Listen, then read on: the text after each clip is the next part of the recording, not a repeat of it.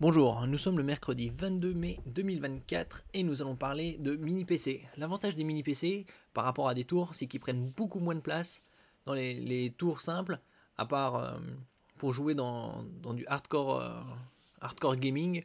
Il n'y a aucun intérêt de prendre une tour si votre but est de faire de la bureautique, du multimédia, un peu de retouche photo, montage vidéo simple. Puisque les tours, elles, c'est 80%, c'est du vide, on va dire. Alors qu'avec les mini PC, vous avez tout compacté et avec un bon système de ventilation, ça ne chauffe pas beaucoup. Ici, je vais vous présenter le Ace Magic avec un Ryzen 7, donc c'est du haut de gamme, de la série des 5000, un 5700U. C'est pas exactement celui-là que je vais vous présenter. En description, parce que celui que je vais vous présenter en description, donner en description, ce sera avec livré avec 32 gigaoctets, donc deux fois plus de RAM, mais le même stockage à 512. Et ça seulement pour 20 € de plus que celui-là. Donc 20 € de plus que celui-là, vous avez double de RAM.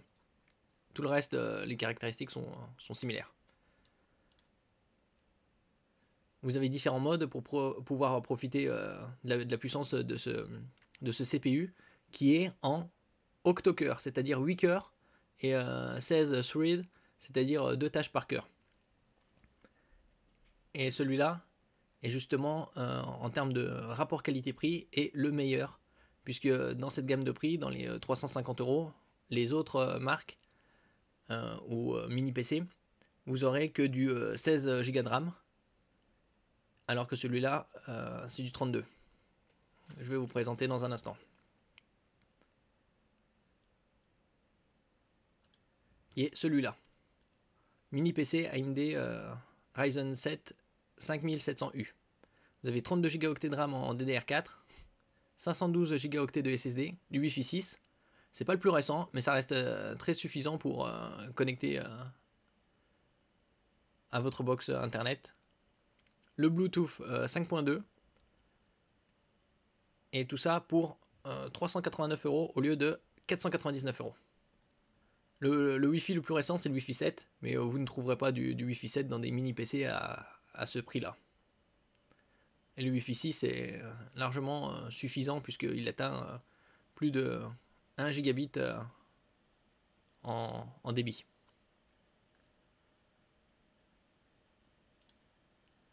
Ici, celui-là c'est le 5600U, mais le 5700U est en octo-cœur. Ici la connectique est identique. Alors vous avez 4 USB 3.0 avec un débit de 5 Gb par seconde. Vous avez en façade un USB type C full function, c'est-à-dire que vous pouvez véhiculer des données et également de la vidéo avec un câble mixte, d'un côté USB-C et de l'autre HDMI ou DisplayPort, ou un câble USB-C USB-C pour connecter à un moniteur en 4K 60 images par seconde. À l'arrière, vous avez un DisplayPort pour également connecter en 4K à 60 images par seconde et un HDMI 2.0 également en 4K à 60 images par seconde. C'est-à-dire qu'avec ce mini PC, vous pouvez connecter 3 moniteurs en 4K à 60 images par seconde. Vous avez un port Ethernet, 1 gigabit classique.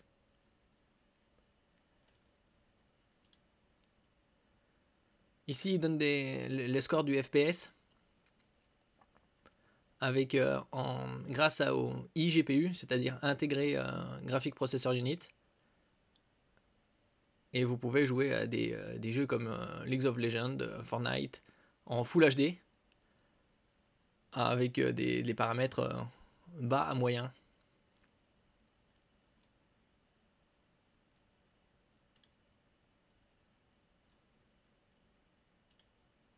Ici, parlons du stockage. Comme vous pouvez le voir, vous avez deux emplacements M.2 2280 NVMe. C'est-à-dire que vous pouvez connecter des SSD jusqu'à 2 x 2 Teraoctets en PCI Express 3. Et le PCI Express 3, le débit théorique, c'est 4 gigaoctets seconde. Dans la pratique, les SSD vendus sont aux alentours de 3,5 gigaoctets seconde, en lecture et en écriture. Vous avez également la RAM, de la DDR SODIMM DDR4. Vous pouvez en mettre jusqu'à 64 Go. Mais le modèle que je vais vous présenter, c'est 2 x 16 gigaoctets pour profiter du dual channel qui augmente les performances de la RAM. Et 32 gigaoctets, c'est largement suffisant pour beaucoup de monde.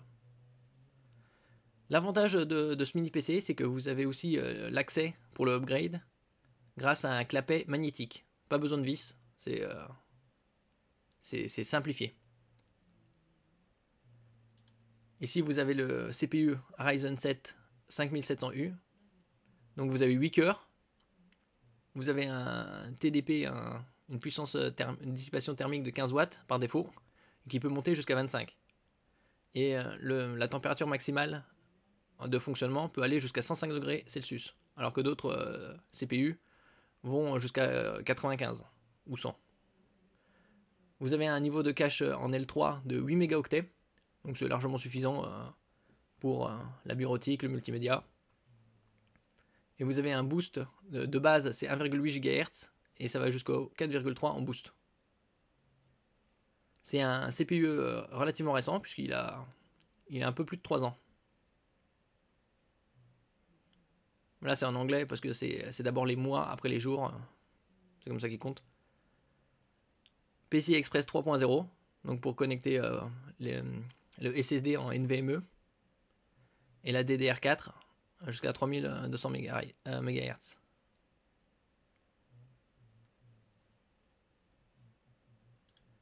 Et donc, c'est celui-là. Pour 389 € au lieu de 499 €. Le meilleur dans cette gamme de prix. Comme vous pouvez le voir ici, vous avez le même avec 2 fois moins de RAM pour 30 € de moins. Donc, aucun intérêt de prendre celui-là à ce prix-là.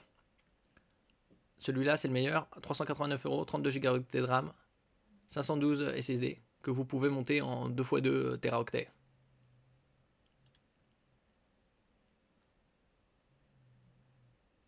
Là, vous avez les perfs en simple cœur et en multicœur du CPU 5700U par rapport au 5600U. Vous avez 3 modes, silencieux, auto et perf.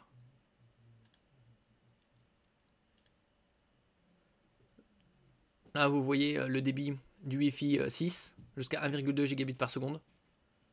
Donc, comme la fibre optique, en général en France, la plupart prennent du 1 Gb. Donc, ce sera largement suffisant.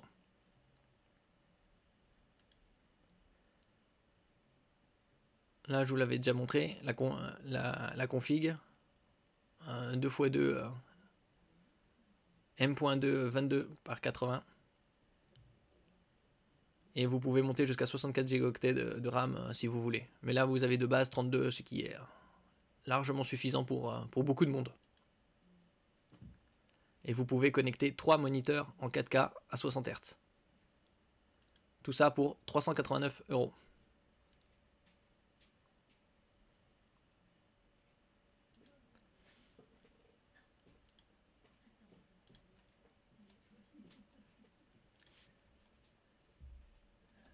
Merci pour votre écoute. N'oubliez pas de mettre un j'aime, un commentaire, de partager et de vous abonner à la chaîne. À la prochaine fois.